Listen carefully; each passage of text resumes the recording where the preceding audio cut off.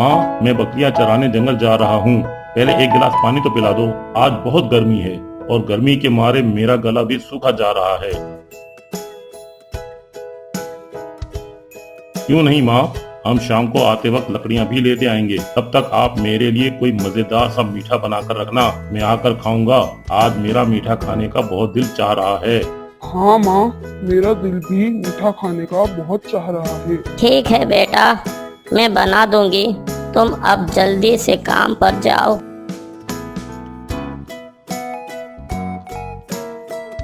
भाई, कल मैंने गांव के चौराहे पर कुछ लोगों को बातें करते सुना है।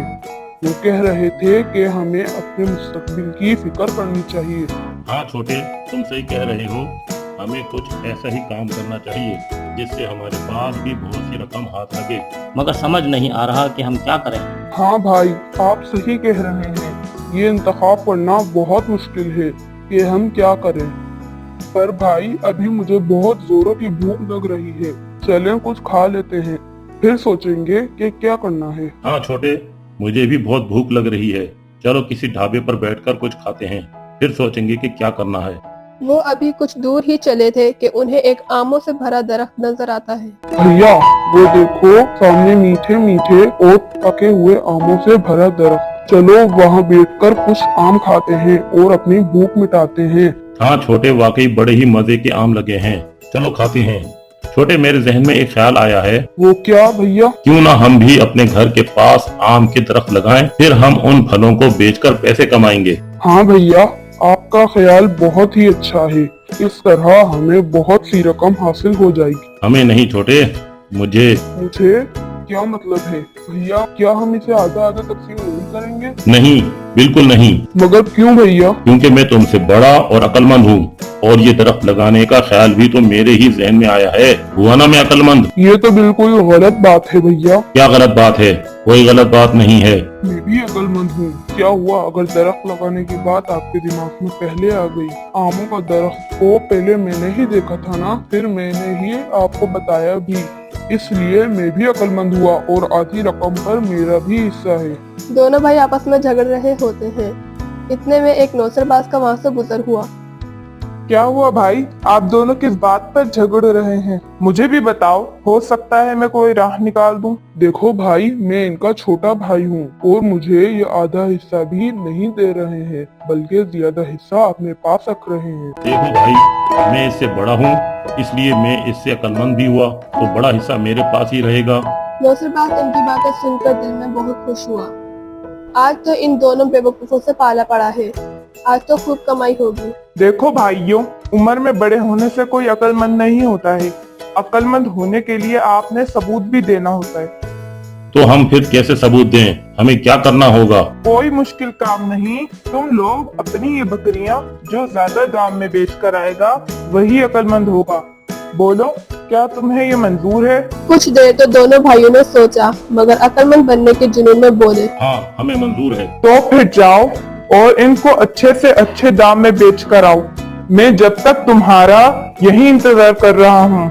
मगर याद रखना, अक्लमंद वही होगा जो ज्यादा दाम में बेच कर आएगा। मैं यहीं बैठकर उनका इंतजार कर लेता हूँ।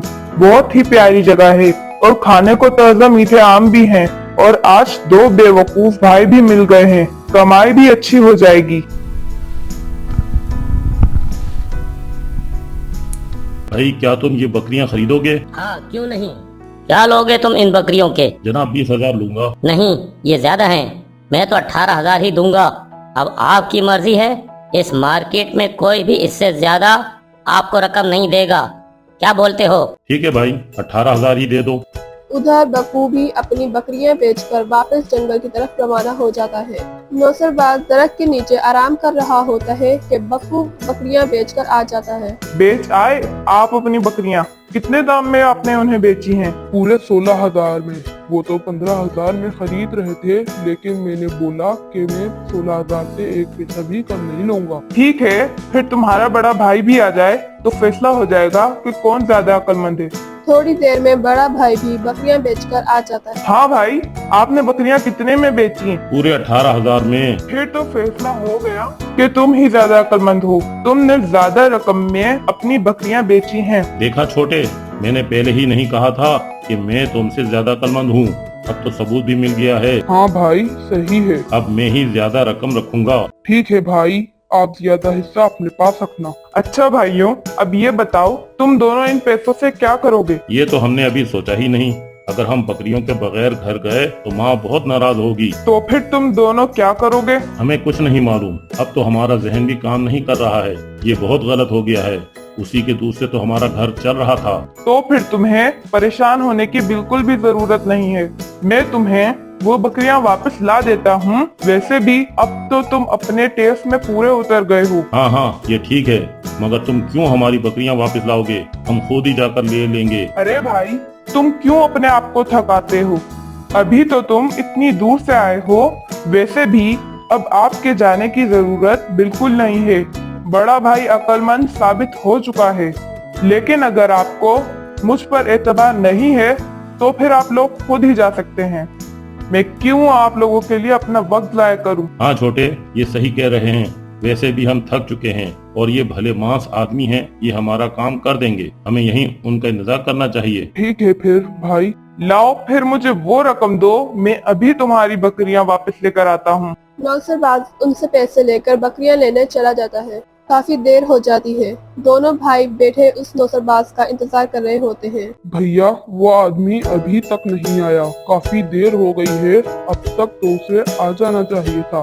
शाम भी हो गई है। कहीं वो आदमी हमें चूनर लगाकर तो नहीं चला गया? हाँ छोटे, उसे अब तक आ जाना चाहिए था। अगर वो ना आया तो बहुत गलत हो जाएगा। माँ हम पर बहुत नाराज होंगी। हाँ भैया, आप बिल्कुल सही कह रहे हैं। माँ बहुत नाराज होंगी। दोनों भाई देर तक उस नौसरबाज का इंतजार करते हैं। इतने में रात भी होने लगती है। वो थक हार कर घर की तरफ रवाना हो जाते हैं। घर पहुंचकर वो सारा वाक़या अपनी माँ को बता देते हैं और माँ उनसे बहुत नाराज होती है। अरे कमबख्तों, ये तुमने क्या कर दिया है? तुम दोनों तो निहायत ही बेवकूफ हो। तुम दोनों ने मेरी जिंदगी अजीरन कर दी है। न जाने तुम लोगों को कब अकल आएगी। कोई एक काम भी ठीक तरह से नहीं करते हो। अब कल से तुम जमींदार के पास जाओगे और उनके पास ही तुम काम करोगे, तभी तुम सुधरोगे। ठीक है माँ, हम करेंगे। आप नाराज ना हो। माँ दोनों बेटों को लेकर जमींदार के पास आ जाती है। कैसे आई हो सुरैया? खैरियत तो है ना? जमींदार जी, मेरे ये दोनों बेटे नालायक हैं। कोई काम भी ठीक ढंग से नहीं करते हैं। मैं आपके पास इसलिए लाई हूँ कि ये आपके पास रहकर सुधर जाएं और कुछ काम काज भी सीख जाएं, जिससे हमारी रोजी रोटी का बंदोबस्त हो जाए। सुरैया बीबी, तुम बिल्कुल फिक्र मत करो। मैं उन्हीं के लायक कोई काम उन्हें दे दूंगा। अब तुम बेफिक्र घर जाओ। सुरैया अपने घर चली जाती है और जमींदार उन लड़कों को अपने करीब आने का कहता है। ए लड़कों, मेरे नजदीक आओ। क्या नाम है तुम दोनों का? जी, मेरा नाम अक्कू है। और मेरा नाम बक्कू है। ठीक है, अक्कू और बक्कू, तुम दोनों आज से गाय और भैंसों का ख्याल रखोगे। उनको नहलाना, वक्त पर खाना देना और दूध धोना, ये सब काम तुम्हें अच्छे से करने हैं। और हाँ, वहाँ की साफ सुथराई का भी खास ख्याल रखना है और मुझे शिकायत का कोई मौका नहीं देना। सुन लिया तुमने? जी जमींदार साहब, हम सब काम बहुत अच्छी तरह से करेंगे और आपको शिकायत का कोई मौका नहीं मिलेगा। 2-3 महीने ऐसे ही गुजर जाते हैं। वो दोनों बड़ी मेहनत से काम करते हैं। जमींदार भी उन्हें मेहनत से काम करता देखकर बहुत खुश होता है। एक दिन जमींदार उन दोनों को अपने पास बुलवाता है। जी जमींदार साहब, आपने हमें बुलवाया था? हाँ अक्कू बक्कू, अब तुम बहुत मेहनत से और अच्छे से काम करने लगे हो, इसलिए मैं ये काम तुम्हें सौंप रहा हूँ। देखो, ये बहुत अहम है। इसमें किसी किस्म की कोई गड़बड़ नहीं होनी चाहिए, समझे? नहीं होगी जमींदार साहब, आप फिक्र ना करें। आप हुक्म करें, हमें क्या करना है। देखो, ये दोनों मटके तुमने पास के गांव के जमींदार को देकर आना है और वो जो तुम्हें दे वो लेकर मेरे पास आना। याद रखो, उन्हें तुम कहीं भी नहीं छोड़ोगे और उसे खोल कर भी नहीं देखोगे, ठीक है? इसका बहुत अच्छे से ख्याल रखना। ठीक है जमींदार जी, आप बिल्कुल फिक्र ना करें, हम इसका अच्छे से ख्याल रखेंगे। अक्कू और बक्कू वो दोनों एक एक मटके उठाए दूसरे गांव की तरफ रवाना हो जाते हैं।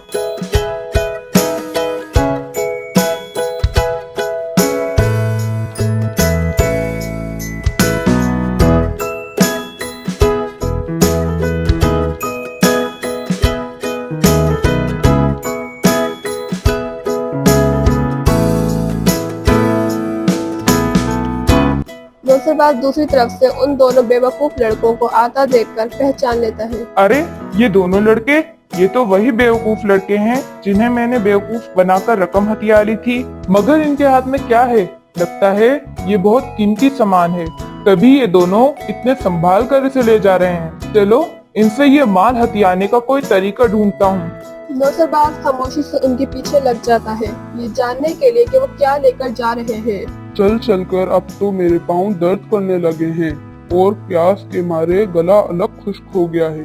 कहीं कोई पानी मिल जाए तो अपनी प्यास बुझा लूं। बक्कू, प्यास तो मुझे भी लग रही है और थक मैं भी गया हूँ, मगर तुम्हें याद नहीं कि जमींदार साहब ने क्या कहा था? इसे बहुत एहतियात से और जल्द से जल्द दूसरे गांव के जमींदार के पास पहुंचाना है। पहले हम अपना काम मुकम्मल कर लें, फिर हम आराम भी कर लेंगे और पानी भी पी लेंगे। अच्छा, तो ये पास के गांव के जमींदार के पास जा रहे हैं और इस मटके में कोई कीमती शे है, तभी तो वो इसे जमींदार को देने जा रहे हैं। अब मुझे इनके सामने आना पड़ेगा। देखो बक्कू, ये तो वही आदमी है ना जिसने हमें ठगा था? हाँ भैया, ये तो वाकई वही आदमी है। आज हम इससे अपनी रकम वापस हासिल करेंगे। अरे भाई, तुम हमारे पैसे लेकर कहाँ गायब हो गए थे? हमने तुम्हारा कितना इंतजार किया, आखिर अंधेरा छा गया, फिर हम घर चले गए। अरे भाई, आप मुझे गलत ना समझो, मैं तो तुम्हारे पैसे लेकर आ ही रहा था कि रास्ते में एक ज़ईफ आदमी को जमीन पर पड़ा हुआ पाया। वो तकलीफ से करहा रहा था, कोई भी उसकी मदद नहीं कर रहा था। मैं उस ज़ईफ आदमी को लेकर तबीब साहब के पास ले गया और उसे दवा दिलाकर घर छोड़कर आपके पास आया तो काफी देर हो चुकी थी और अंधेरा भी काफी हो चुका था। मगर आप मुझे उस जगह पर नहीं मिले तो मैं चला गया और मुझे आप लोगों का घर भी तो नहीं मालूम था, वरना मैं आपकी रकम आपके घर ही दे आता। भाई, ये तो बहुत अच्छा इंसान है, हम तो ख्वामखा इसे गलत समझ रहे हैं।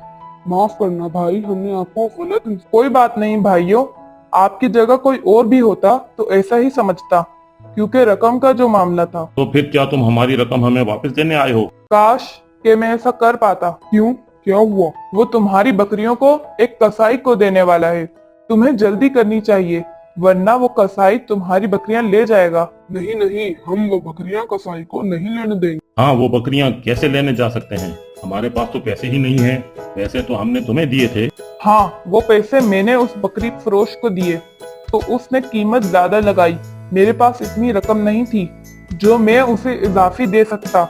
मैंने उसे समझाया कि भाई वो अपनी बकरी वापस लेना चाहता है, इसलिए अपनी रकम लो और हमारी बकरी वापस कर दो। मगर उसने कहा कि मैं तुम्हें नहीं जानता, जिसने बकरी दी है वही आकर ले जाए, लेकिन याद रखना अंधेरा होने से पहले आ जाए।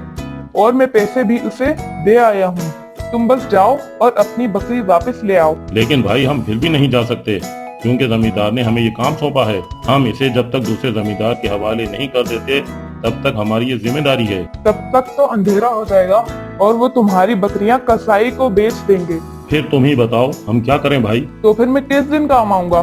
मैं तब तक तुम्हारी अमानत का ख्याल रखूंगा, बस तुम जल्दी से जाओ और अपनी अपनी बकरियां ले आओ और ये मुझे दे दो। हाँ अक्कू भैया, ये सही कह रहे हैं, हम ये मटके इनके सुपर्द करके चले जाते हैं और अपनी अपनी बकरियां ले आते हैं। ये एक अच्छे इंसान हैं, हम इन पर भरोसा कर सकते हैं। ठीक है, फिर बक्कू चलते हैं अपनी बकरियां लेने। दोनों भाई अपने मटके उस नौसरबाज को देकर बकरियां लेने चले जाते हैं। अरे वाह, कितने बेवकूफ लोग हैं, कितनी आसानी से दोबारा बेवकूफ बन गए। अगर ऐसे बेवकूफ लोग मुझे रोज मिल जाएं तो मैं भी अमीर आदमी बन जाऊं। चलो मैं भी चलता हूँ, वो बेवकूफ लोग जब आएंगे तो मुझे ना पाकर अपना सर पीटेंगे। ये कहकर नौसरबाज वहाँ से चला जाता है। अबे गधों, कोई काम भी तुम लोगों से ठीक तरह से नहीं होता। तुम्हारी माँ की वजह से तुम्हें काम पर रखा था, मगर तुम तो किसी काम के नहीं हो। जाओ, दफा हो जाओ यहाँ से और दोबारा कभी अपनी शक्ल मुझे मत दिखाना। दोनों भाई वहाँ से चले जाते हैं। अक्कू भैया, अब तो जमींदार ने भी हमें काम से निकाल दिया है, अब हम किधर जाएंगे? अगर घर गए तो माँ पूछेगी और बहुत दुखी होगी। अब हम क्या करेंगे? कि हम बकरी बहुत बेवकूफ है जो वो नौसरबाज हमें लूट कर चला जाता है। छोटे, तुम बिल्कुल फिक्र ना करो, अब हम उस नौसरबाज से बदला ले लेंगे और उसे ढूंढेंगे। वो कैसे भैया? वो तुम मुझ पर छोड़ दो। अगली सुबह दोनों भाई नौसरबाज की तलाश में निकल खड़े हुए। उन्होंने उसे हर जगह तलाश किया। आखिरकार एक दुकान के सामने वो खड़ा दिखाई दिया। भैया वो देखो सामने, वो नौसरबाज खड़ा है। हाँ बक्कू, वो वही है। आज हम उससे अगली पिछली सारी कसर निकाल लेंगे। चलो। थोड़ी देर में दोनों भाई एक बड़ा सा संदूक लिए जा रहे होते हैं। अरे वो क्या, ये दोनों इतना बड़ा संदूक कहाँ उठा ले जा रहे हैं? इसके अंदर है क्या? जाकर मालूम करता हूँ। अरे बक्कू, इस दफा हमें ये संदूक बहुत एहतियात से दूसरे जमींदार के पास पहुंचाना है। पता है ना, जमींदार ने क्या कहा था कि इसमें बहुत कीमती सामान है, इतना कीमती कि 7 पुश्तें भी बैठकर खाएं तब भी खत्म ना हो। हाँ भैया, मुझे अच्छी तरह से याद है। इस दफा हमने कोई गलती नहीं करनी। ये कीमती माल दूसरे गांव के जमींदार को देकर ही आना है। अरे वाह, इतना कीमती सामान के साथ कुश्ते बैठ कर भी खाएं तो खत्म ना हो, मगर ये माल मैं उनसे कैसे हासिल करूं? अब तो वो मुझ पर यकीन भी नहीं करेंगे। बस किसी तरह ये माल हाथ लग जाए तो मैं ये देश ही छोड़कर चला जाऊंगा। अब ये माल हासिल करने के लिए मुझे कुछ नया ही सोचना होगा। हाँ, इनके पैसे इन्हें लौटा देता हूँ, इस तरह वो मुझ पर यकीन करने लगेंगे। हाँ ये ठीक है। भाई तुम कहाँ जा रहे हो? मैंने तुम्हें बहुत तलाश किया लेकिन तुम नहीं मिले। हाँ, वो तुम्हारे मटके भी मैंने जमींदार को पहुंचा दिए थे। बस मुझे जरा देर क्या हो गई, आप लोग चले गए। यकीन जानो, तब से मैं आपके ये पैसे लिए फिर रहा हूँ। लो अपनी रकम संभालो, वरना आप लोग समझेंगे कि मैंने आपकी रकम हथिया ली है। मैं एक शरीफ आदमी हूँ और ऐसे इल्जाम के साथ जिंदगी गुजारना मुझे पसंद नहीं है। वैसे इस संदूक में क्या है? तुम इसे कहाँ लिए जा रहे हो? तुम्हें इससे मतलब इसमें कुछ भी हो और हम इसे कहीं भी ले जा रहे हों। भाई तुम नाराज क्यों होते हो? मैंने तो तुम्हें तुम्हारे पैसे भी लुटा दिए हैं, अब कौन सी नाराजगी? नहीं बताना चाहते हो तो तुम्हारी मर्जी भाई। भैया ये सही कह रहे हैं, इन्होंने हमारे पैसे लौटा दिए हैं। ये अच्छे आदमी। ठीक है बक्कू, मुझे भी ये अच्छे इंसान ही लग रहे हैं, तो चलो इन्हें बता देते हैं। ये सुनकर नौसरबाज की आंखें चमकने लगती हैं और वो ये संदूक हासिल करने के लिए कोई नई तजवीज सोचने लगता है। अरे भाई, क्या तुम ये संदूक कुछ देर के लिए मुझे दे सकते हो? क्यों भाई, मैं क्यों दूं आपको? ये तो अमानत है और मुझे ये दूसरे गांव के जमींदार को भी तो पहुंचाना है। भाई तुम्हारा ये काम मैं कर दूंगा। असल में मैंने अब तक इतनी बड़ी रकम एक साथ नहीं देखी है, बस इन्हें देखकर अपने दिल को खुश करना चाहता हूँ। नहीं नहीं भाई, मैं ये नहीं दे सकता, ये अमानत है। भाई तुम्हारी अमानत तुम्हारी ही रहेगी, मैं तो बस 1-2 घंटे के लिए इसे अपने पास रखना चाहता हूँ। इसमें हमारा क्या फायदा होगा? मैं इसके तुम्हें पूरे 50 लाख रुपए दूंगा। नहीं भाई नहीं, ये इतने कीमती हैं कि इनके सामने 50 लाख की कोई अहमियत नहीं है। अच्छा, तो मैं तुम्हें पूरे 1 करोड़ दूंगा। देखो इससे ज्यादा मेरे पास बिल्कुल भी नहीं है। हाँ बक्कू, तुम्हारा क्या ख्याल है इसमें? ठीक है भैया, ये एक अच्छा इंसान है, अपने दिल की हसरत पूरी करना चाहता है, तो ठीक है। तो ठीक है भाई, तुम इसे रख सकते हो, लेकिन याद रखना 1 घंटे से ज्यादा के लिए मैं तुम्हें नहीं दूंगा और 1 घंटे बाद आके मैं अपनी अमानत ले जाऊंगा। ठीक है भाई, आपकी मेहरबानी। ये लो पूरा 1 करोड़ रुपया। चलो भाई, अब जल्दी जल्दी से यहाँ से निकल लो। जब ये इसको खोल कर देखेगा तो इसे इसमें सिवाय ईंट पत्थर के कुछ नहीं मिलेगा, फिर अपने सर को पीटेगा।